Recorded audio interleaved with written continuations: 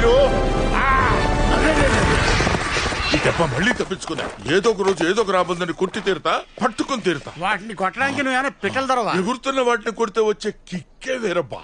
ఓరి నాయను, సింహం పిల్ల. అది సింహం కాదు. అయితే వెళ్ళి గెలి చూడు, నీకే తెలుస్తుంది. అది సింహం కాదు, గొడ్ల గోబా. అది సింహమేరా బాబు. ఇది బలిసిన పిల్లలా ఉంది. నీకు అనుమానంగా ఉంటే ముందుకెళ్ళి చూసొస్తా. హలో, మొహం అడిగింది లేదు, వాసన వస్తుంది. అయ్యి బాబాయ్, సింహమే. ఆగు, అది సింహం పిల్లే. ఏం చేయలేదు.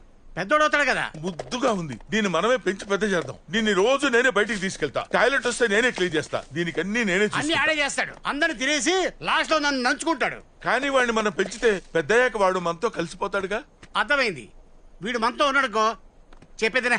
సింహం మన ఇద్దరికి బాడీ గార్డ్ అని చెప్పేసి అందరికి తోకెత్తుకుని గర్వంగా చెప్పుకోవచ్చు. అయితే మనతో వాడిని ఉంచేసుకుంటున్నావు. నేను చెప్పింది కూడా అదే. వాడిని ఉంచుకున్నా. ఉంటాడు. ఐడియాలు